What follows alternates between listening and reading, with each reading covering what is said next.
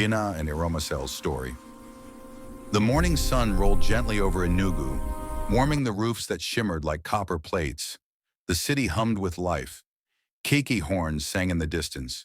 Women sold akara by the roadside, and the scent of roasted corn floated through the dusty breeze. Inside the tall glass building of Okafor Holdings, a young man sat quietly behind his polished mahogany desk, eyes unfocused, pen resting motionless. His name was Obina Okafor, only son of Chief Okafor, a man whose name opened every door from Abuja to Asaba. Obina was everything society called successful, wealthy, educated in London, owner of properties, cars, and respect. Yet for all his power, he couldn't conquer one small thing: his heart. For months it had belonged to a woman who didn't even know who he truly was. A simple, graceful school teacher named Iromosele Igodaro from Benin City. Their first meeting. He had met her at the Enugu Book and Arts Fair one humid Saturday morning. Obina had gone there in plain clothes, a light shirt, jeans, and slippers, hoping to breathe air that didn't smell of perfume and politics. He was flipping through a stack of poetry books when a soft voice beside him said, "You should try this one, The Fisherman's Lament." It's simple but true. He turned. The young woman before him wasn't trying to impress anyone. Her hair was wrapped in a patterned scarf, her smile shy but warm. The tag on her chest read, Eromosele, volunteer. Obina blinked once, then twice. "Is it that good?" "It's honest," she said, handing him the worn copy. "Some stories don't need glitter to shine." He smiled faintly, touched by her words that sounded like a quiet mirror. When he reached for his wallet, she waved her hand. "No, no. It's already donated. Just promise me you'll read it." "Then I'll read it," he replied, though his mind was already reading her. From that moment, something in him refused to stay still. The visits. The next weekend, he returned to the book fair, and the next, and the one after that. Each time he pretended to browse titles as just to hear her voice again. She greeted him the same way every time, open, unguarded, calling him sir, though he wished she'd call him Obina. He never told her he was the son of one of the richest men in the East. He never mentioned the cars or the mansion on Hilltop Estate. He wanted to be seen, not for what he owned, but for who he was when the noise of money was gone. To her, he was just Obina, the quiet man who loved books. She told him about her work, teaching children in a small community school, sharing stories to make them dream bigger than their streets. Her eyes glowed when she spoke of her pupils. Greater than, "They remind me that even in small places, big hearts grow," she said. He nodded, memorizing her every word, afraid to breathe too loudly. The world of wealth. That night, as he returned home to his father's mansion, the world of reality closed in again. The house sparkled with marble floors and chandeliers, heavy enough to silence humility. Chief Okafor was waiting in his grand study, dressed in a white senator outfit, gold wristwatch gleaming. "Obina," he said without looking up, "the commissioner's daughter will be at dinner tomorrow. You will join us." Obina hesitated. "Father, I'm not interested in—" Chief raised his hand. "Interest is for the poor. Legacy is for us. You'll marry a woman who matches your name." Obina's jaw tightened. "And if I already love someone?" Chief's eyes lifted, sharp as glass. "Then you will unlove her." "Love doesn't feed boardrooms." He turned away, leaving his father's words echoing like cold iron in his chest. The small school. 2 days later, Obina drove quietly to Ihiala Community School, where Eromosele taught. He parked outside, unnoticed among dusty taxis and keiki. Through the open gate, he saw her. Chalk on her fingers, laughter in her voice, surrounded by children reciting poems under a mango tree. The scene was so pure, it made his throat ache. When the children ran to fetch water, she saw him and waved. "Obina! What are you doing here?" "I was passing by," he said softly. "Thought I'd visit your world." She laughed. "This world is small. You might get dusty." "I don't mind," he said, smiling. "Dust reminds me I'm real." They sat together on a bench, the afternoon breeze lifting fallen leaves around them. Aramosele opened a lunchbox and offered him Puff Puff. "You city men don't eat things like this, Abi." "I do now," he said, biting one. "Sweetness doesn't care who eats it." She giggled. "You have strange ways of saying simple things."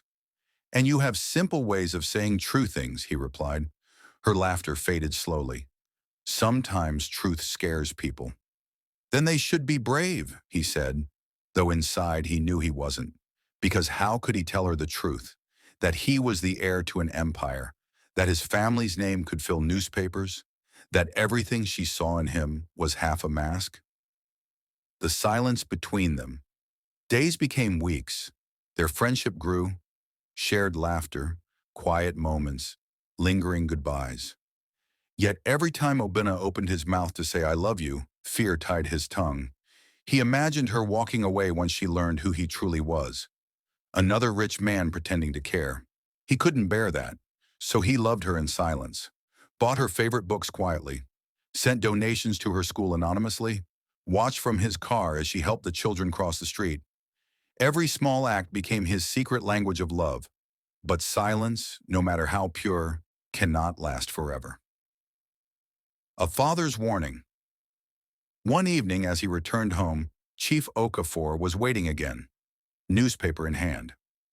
"Obinna," he said slowly, "I hear you've been wasting time in some poor woman's school." Obinna froze. "Who told you that?" "People talk," his father replied. "They say the son of Okafor now sits under mango trees with common teachers." "Is that what you've become?" Obinna clenched his fists. "She's not common. She's nothing," his father snapped. "She will ruin you." "You think you can hide from your name? You carry wealth like a crown, boy. Don't throw it into the mud." Obinna's eyes burned, but he said nothing. Instead, he walked past his father and straight to his room, heart pounding. There, he stood before his mirror, staring at himself. A man with everything yet missing the one thing that mattered. "I need be in love," he whispered to his reflection. "But I need to learn how to say it." That night, the rain came hard, loud against the windows, wild against the roof. He sat by the glass, watching lightning flash across the city, thinking of her laughter, her hands, her honesty. Somewhere in that storm, he made a silent promise. "Next time I see her, I will tell her." No more hiding, no more fear. But destiny, like rain, does not always fall where we expect. And the next time he saw her, everything began to change.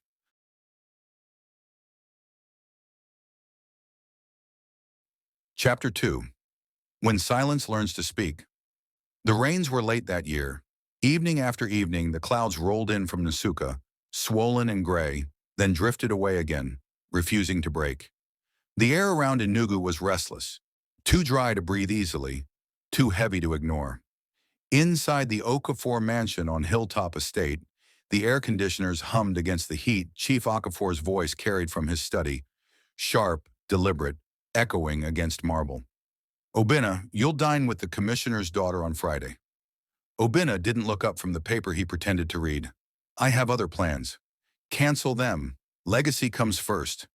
The word legacy landed like an order. It always did. Obinna folded the newspaper carefully, aligning the edges until they were perfect. A small rebellion of control. "What if I don't want the kind of legacy you mean?" Chief Okafor lowered his glasses, eyes glittering. "Then you'll ruin what I built. You think money is sin? Wait till you see poverty." The conversation ended there, as most of theirs did. The father building empires, the son trying to breathe outside their walls. That night, Obinna stood on his balcony. The city lights below pulsed like a constellation trapped in glass. He thought about the book and arts fair he'd wandered into weeks ago. The woman with the scarf and the soft laugh. The way she'd said some stories don't need glitter to shine. He whispered her name once, Aramosele, just to hear how it sounded in the dark. Return to the fair Saturday crept in with vendors' songs, and Kiki horns. Obinna put on jeans, sandals, a cotton shirt that smelled of detergent instead of cologne. He left the car and driver behind, walking the last half-kilometer to the cultural center. The fair was smaller than he remembered. A few canopies, tables of used books, the hum of generators. But she was there, stacking novels, her scarf patterned with tiny suns. When she saw him, she laughed. You again?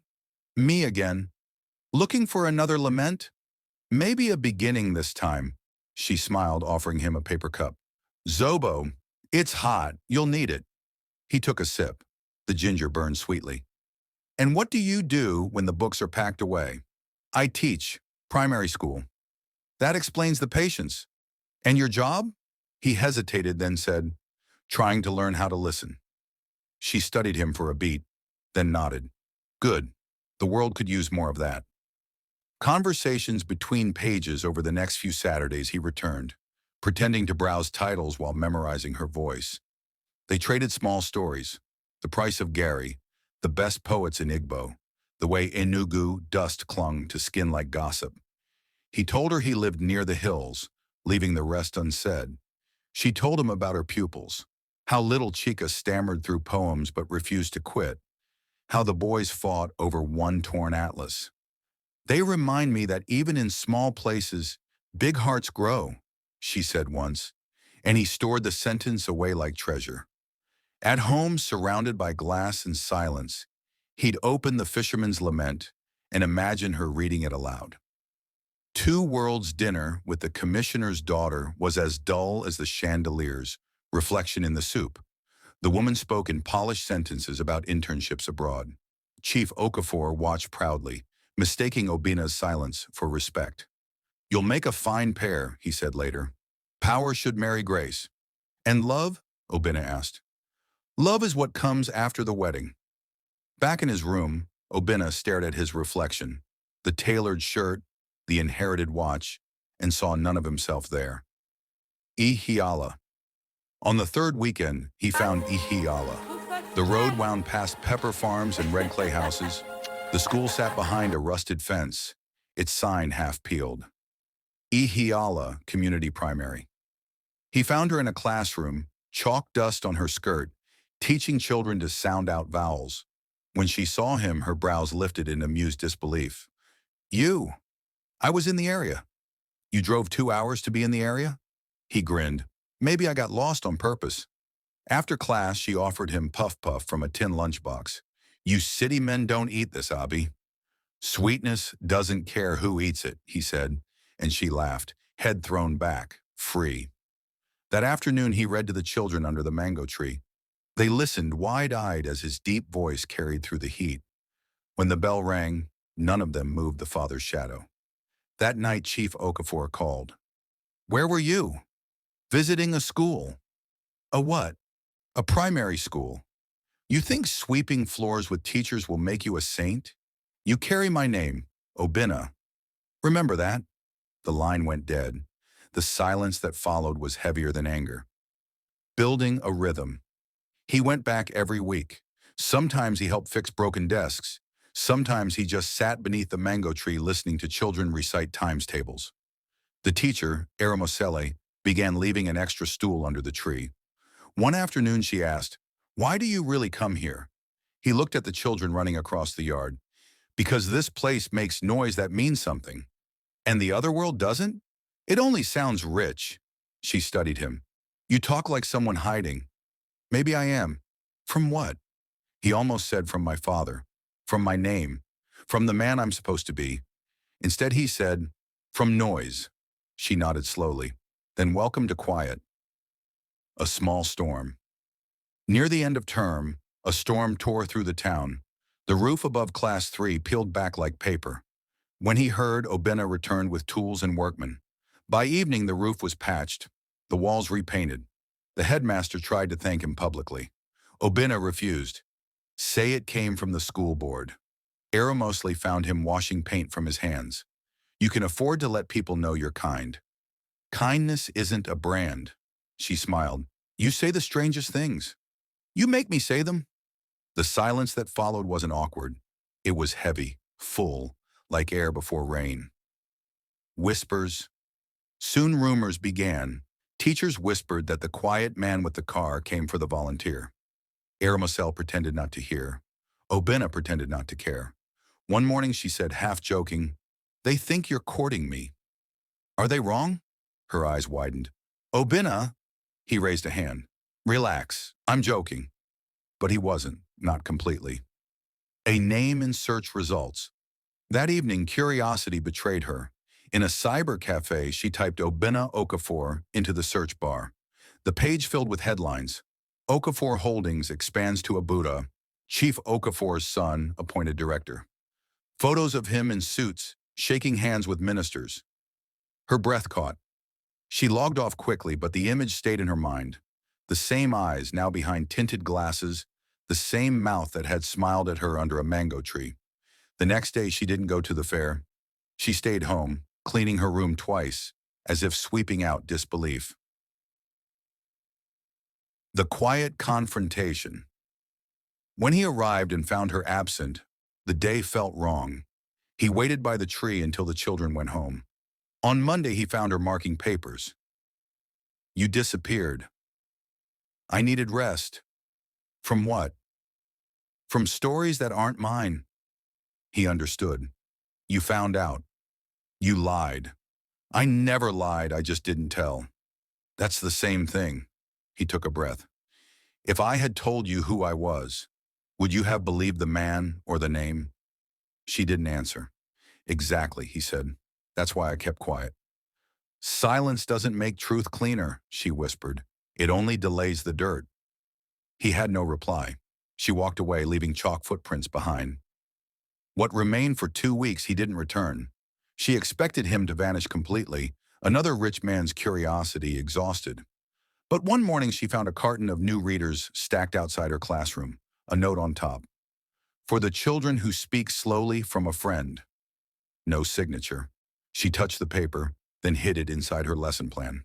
Inside the mansion, Chief Okafor watched his son more closely now. Obina spoke less at meetings, signed fewer contracts, spent weekends out of town. The old man complained to anyone who'd listen. The boy is soft, he said. Education in London, and this is what he brings home? Books for village brats. When Obina overheard, he didn't defend himself. He simply left the room. That night he sat on the veranda with a cup of black tea, the city's lights flickering below, and whispered, some stories are worth disobedience. Seeds at Ihiala, the schoolyard smelled of chalk and mango sap. Eramosele found small mango seedlings planted near the fence, each protected by a circle of stones.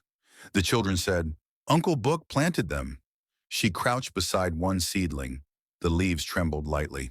She smiled despite herself. The mango seedlings took root faster than anyone expected. Within a few weeks, the children began watering them every morning, carrying tin cups of water from the borehole and arguing about whose seedling would grow tallest. Eramosele told herself she was proud only of them, not of the man who had thought to plant them. Still, each time she passed the fence line, she slowed, her eyes catching on the neat row of stones. A month passed before she saw him again. He arrived quietly one Saturday afternoon, carrying a wooden box instead of books. The sound of the kiki outside faded, replaced by the rustle of wind through mango leaves. When she stepped out of the classroom, chalk on her palms, he was already kneeling by one of the seedlings, pressing soil around its base. You missed the watering schedule, she said. He looked up, the corners of his mouth lifting. I'm catching up. I thought you'd gone back to your world. Maybe I did, but it's louder there. She folded her arms. So you come here to borrow quiet? To remember why it matters. For a long time, they said nothing more. The sounds of the school filled the air. Children rehearsing a poem somewhere. A teacher scolding someone gently. The faint thud of a football against the wall. It was the ordinary music of life, and it steadied them both. Finally, she said, you shouldn't keep bringing things. Books, seedlings. It makes people talk. Let them talk, words are lighter than dust, but heavier when they pile up. He met her eyes, serious now. Do they talk about you or about us? She hesitated. Both. Then let them finish their sentences. We'll still be here. She turned away, pretending to brush soil from her skirt, and whispered, you sound sure. I'm not. I'm just tired of being afraid of everything that isn't approved. That was how their new rhythm began again. Less laughter, more pauses, a kind of cautious honesty that could only grow in shade. The father's reach. In Enugu, Chief Okafor was not a man who forgave silence. When his calls went unanswered, he sent a driver to find his son. The driver returned with a single line. "He's at a school in Ihiala again." The following weekend, a black Prado appeared outside the compound. The car's polished body looked foreign beside the dusty fence Obinna saw at first. He knew before the door opened.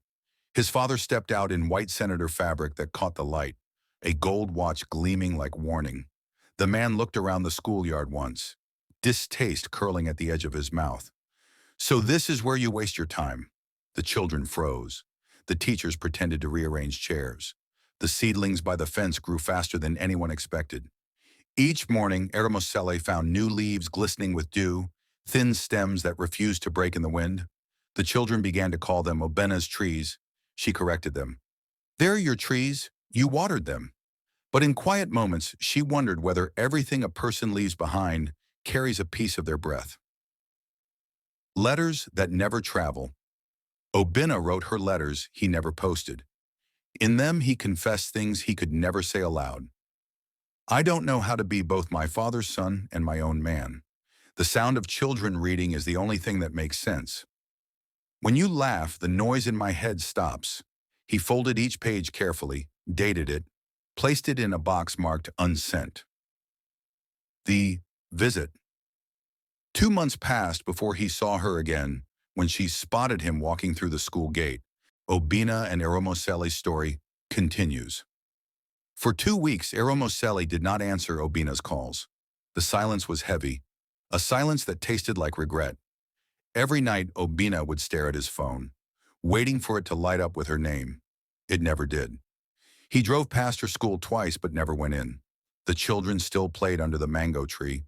The walls still shone with fresh paint, but she was nowhere to be seen. He heard she had taken a short leave from work. When wealth feels empty. Inside his mansion, everything felt hollow. The glass floors, the polished staircase, the quiet servants.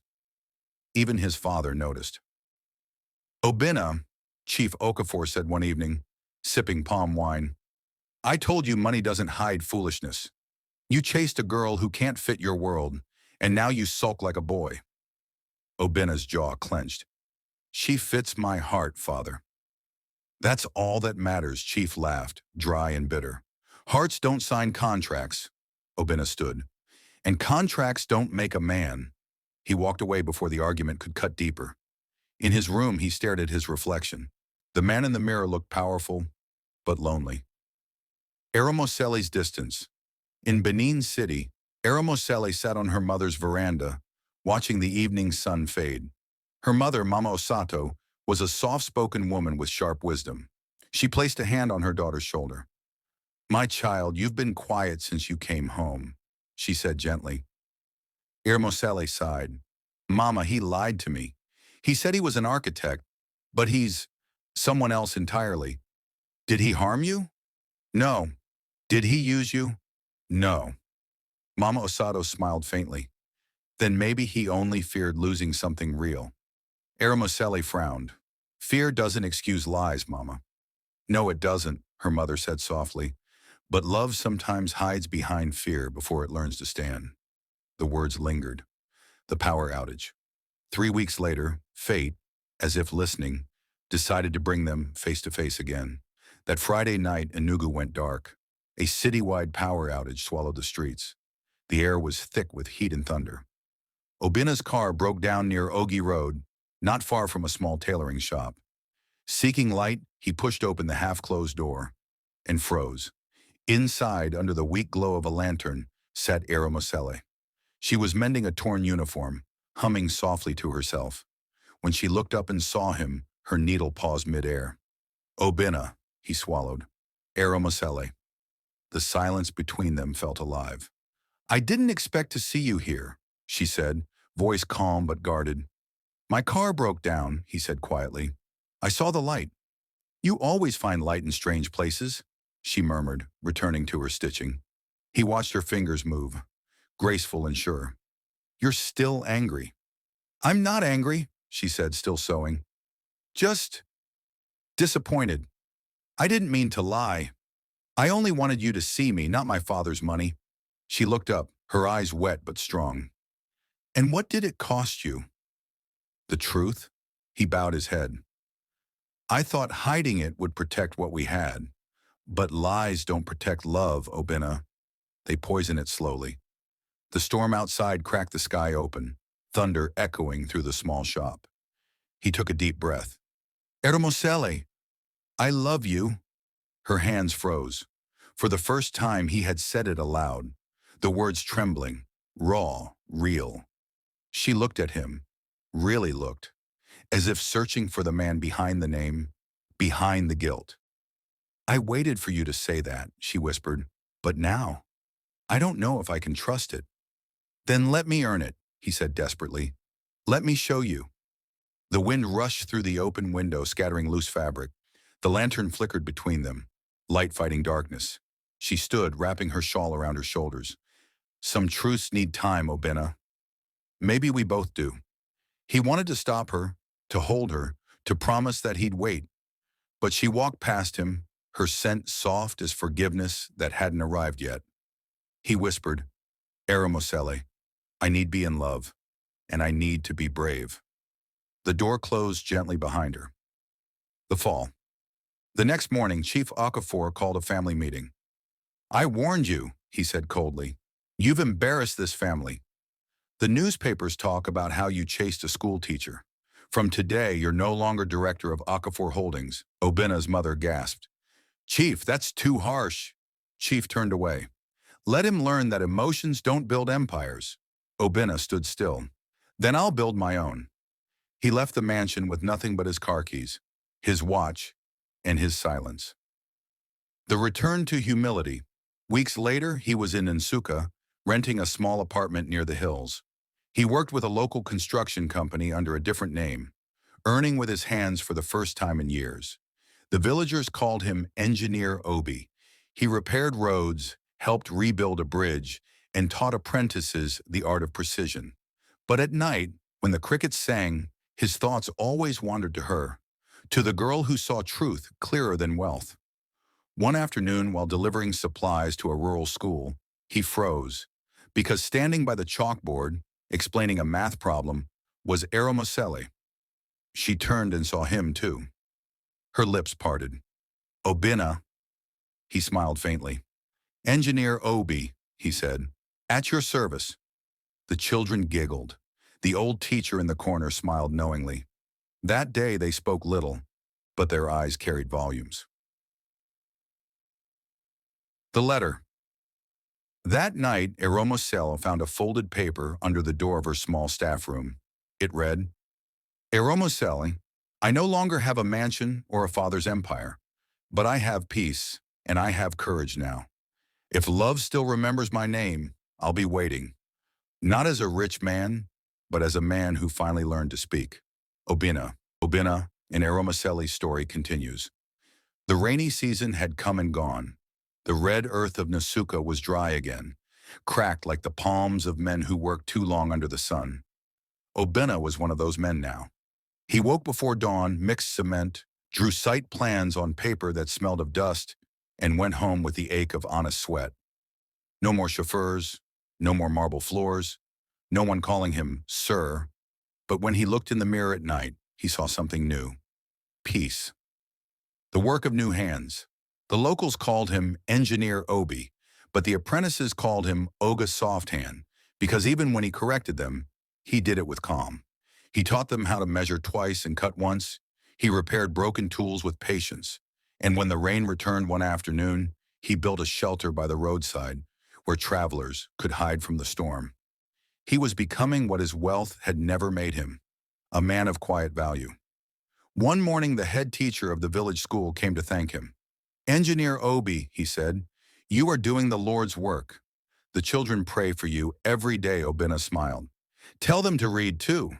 Prayers and knowledge must walk hand in hand. As they spoke, a voice floated in from outside. Good morning, sir. It was Eromosele. She had returned from Benin to resume teaching in Nsukka, though she didn't know he lived there. The moment she saw him standing in the sun, wearing a dusty shirt and a tired smile, she froze. Obinna, He nodded. Welcome back, Teacher Aramosele. She blinked. You work here? Yes, this is home for now. The wind lifted a few leaves between them, as if nature itself held its breath. The new beginning. That day, Aramosele watched him fix the wooden desk the children used. His fingers, once decorated with gold rings, now carried small scars. He didn't try to impress her. He just worked, quietly, steadily. During lunch, she sat beside him under the mango tree. You've changed, she said softly. I had to, he replied. Life took away what I didn't need to show me what I was missing. And what was that? He looked at her. You. Her breath caught. Obinna. No, he said gently. You don't have to say anything. I just wanted you to know that this time, I'm not hiding. No titles, no lies. Just me. The silence that followed wasn't heavy. It was healing. Village Whispers. In a few weeks, everyone in Nsukka knew that engineer Obi and teacher Aramosele worked side by side. Children teased them. Elders smiled knowingly. At the market, Ivy, Aramosele's friend, laughed when she saw them buying vegetables together. Aramosele Igodaro, so this is the man who broke your heart and fixed your classroom, eh? Aramosele blushed. Ivy, stop. Obinna chuckled. At least I'm useful in one way. Ivy winked. If you marry her, you better not stop building. Love is work, my brother. They all laughed, but inside Obinna felt something stir. Marriage. The word felt both close and distant, like thunder behind a hill. A father's fall. Meanwhile, far away in Enugu, Chief Okafor faced his own storm. A major business deal collapsed after a scandal. His company lost millions. His partners withdrew. For the first time, the proud man sat alone in his empty office, realizing how brittle power was without peace. He thought of his son, the boy he had driven away. That night, Chief Okafor couldn't sleep. He took his phone, opened the family gallery, and saw a photo of Obinna and his late mother smiling years ago. Tears filled his eyes. Chineke, he whispered, give me one more chance to make things right. The father's journey. Weeks later, a dusty black SUV stopped in front of the Nsukka school.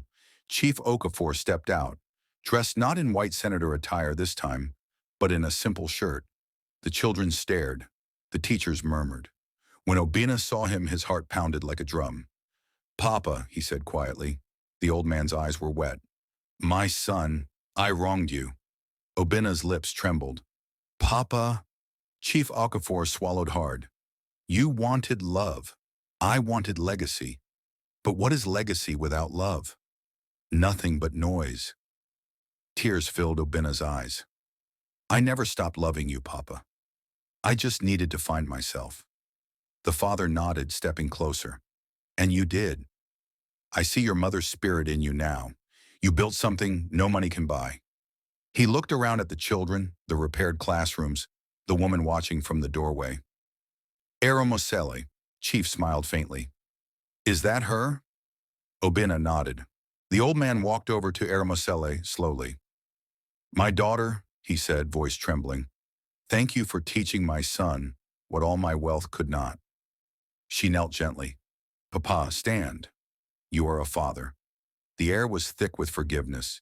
Even the children seemed to sense it. They stood silently, watching the moment the sky truly cleared. The decision. That evening, when the sun began to rest on the hills, Obinna and Aramosele walked to the edge of the village, where the river curved like silver. The wind was soft. Fireflies hovered like small promises. He turned to her. Aramosele, he said, I once hid my truth because I feared losing you. Now I have nothing left to hide. If I could start over, I'd tell you from the first day that I was rich, yes, but poorer than any man without your heart. Her eyes glistened. And if I could start over, I'd listen more than I judged. He reached into his pocket and pulled out a small ring. Simple, silver, no diamonds. I made this with my hand, he said quietly, from the scrap metal at the site. It's not expensive, but it's honest. Aramosele covered her mouth. Tears slipped down her cheeks. Obinna. Will you be the home I return to for the rest of my life? She nodded slowly, smiling through tears. Yes, my engineer Obi. I will. He slipped the ring onto her finger. The setting sun caught it, turning it golden for a heartbeat, as if heaven itself approved. When the sky clears, the news spread fast. Teacher Eromoseli and engineer Obi are getting married. The villagers celebrated with drums, songs, and dancing under the moonlight. Chief Okafor came dressed in simple white, clapping his hands like a man freed from pride. Mama Osato danced until her wrapper nearly fell. Even little Ivy shouted, "Love done winnow!" Obena looked at Eromoseli across the firelight, her face glowing with joy. Once he had loved her in silence. Now he loved her aloud. Before people, before sky, before destiny. He whispered in her ear, greater than, "When I first saw you, I was rich but empty. Now I'm full even with nothing, because I learned the truth. Love is the only wealth that never finishes. Some truths are too soft to shout. Some love must first learn how to speak." The Harmattan arrived like silence. It did not knock. It didn't ask for permission.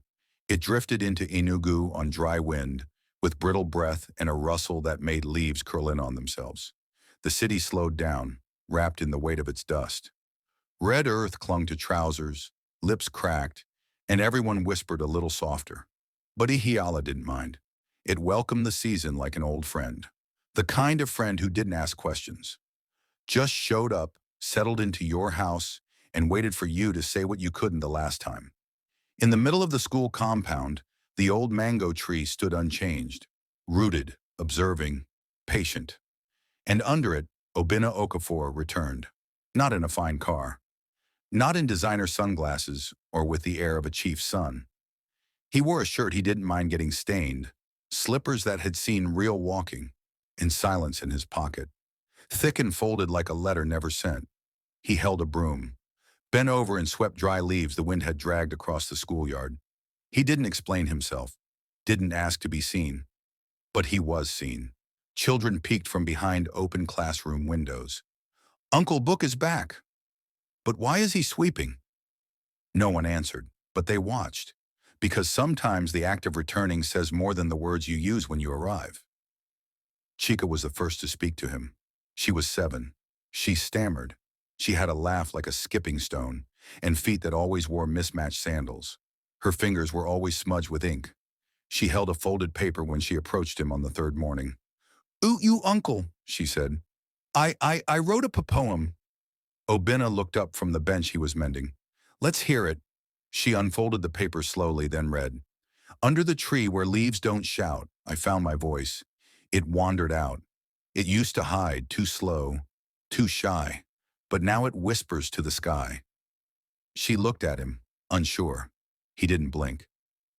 "Did you write that for your teacher?" he asked. She shook her head. "For you." His throat tightened. "That's the best poem I've ever heard." She grinned.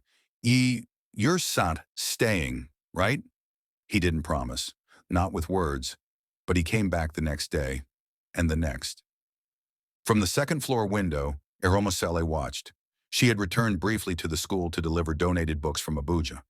She hadn't expected to see him, but she did, there under the mango tree, covered in sweat, hammering new planks into the bench they used to sit on. She didn't go to him, but her hand rested on the window frame longer than it needed to. Obina never tried to explain. He never brought flowers, never called, never said her name aloud. He just showed up, painted the school gate, repaired a broken water tap, taught Chica how to spell possibility, and in the quiet between chores, he looked at the mango tree like it held the answers he was too scared to say. One day, Eromoseli passed him near the tree. She was carrying a tray of chalk and exam papers. Their eyes met. He said softly, "You're still here." She paused. "I'm leaving again next week." He nodded. "Abuja is lucky." She looked away. "Don't say that." "Why not?" "Because you never asked me to stay." He didn't reply. She didn't wait. She walked off, and his silence followed her like shadow. That evening, under the mango tree, Obina carved a small wooden sign. He nailed it to the bench. The children read it aloud the next day. Room for every voice. One of the girls asked, "Is that about Chica?" Obina smiled. "It's about all of you." In Abuja, Aramosele received a letter. It wasn't signed, but she knew. Inside was a note. For the girls still afraid of their own words, help them speak. Attached, a check large enough to start 3 reading clubs. She didn't write back, but she placed a mango sticker on her laptop, just one. One Thursday, Chica handed Obina another drawing. 2 figures under a mango tree. One wore a scarf, one held a broom. That's you and auntie," he smiled. "Where's the sun?" She shrugged. "I left space, so it can come back later." Rain came suddenly, one of those harmattan rains, where the sky cracks without warning, and the earth drinks like it's been waiting all year. Obina didn't move. He stood under the tree, arms open, drenched. Chica ran toward him. You'll catch cold," he laughed. "Let it catch me." He lifted her into his arms, shielded her with his body. Above them, the mango tree bloomed for the first time that year. First 1 fruit, then 2, then more than they could count. In a small Abuja apartment, Aramosele read another letter, this time written by Chica. "Uncle Book still comes. He's quiet, but he stays. He carved your name on the tree bench. He reads my poems now." Enclosed was a photo, grainy but clear, the mango tree, the bench, Obina alone, and her name, Igodaro, carved into the wood. Aramosele folded the letter and closed her eyes. That weekend, she resigned from her Abuja post. The day she returned, the children screamed. Aramosele stepped into the school compound with nothing but a satchel over her shoulder and mangoes in her hand. Obina was under the tree. He stood when he saw her. For a moment, neither moved. Then she walked forward. Slowly, he met her halfway. "You came back." "I never truly left." He looked down. "I carved your name." "I saw. I still don't know how to say it." She took his hand. "Then let's learn together." They sat on the bench. No speeches, no dramatic kiss. Just the weight of dust, rain, and time. And above them, the tree stood, arms wide, roots deep, fruit falling like truth. A different kind of return. It had been 18 months. The school walls were now freshly painted. There were new desks, a rebuilt roof, and a water tank with "Donated by Friends of Learning" painted on its side. Obina still came every Saturday. He didn't read to the children anymore. He trained their new teacher to do it. And every Sunday he sat alone under the mango tree. Not waiting, just being. One day while fixing a broken swing, he heard a voice behind him. That swing was always too ambitious. He turned. She hadn't changed much. Aramosele, still in her scarf, still carrying too many books, but her eyes were sharper, brighter, like someone who had gone somewhere far enough to find her center. What she carried back.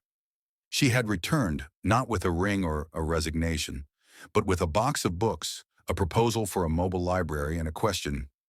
"Would you help me build something that stays, even when we don't?" Obina didn't smile. He simply nodded, as if he'd been asked to breathe.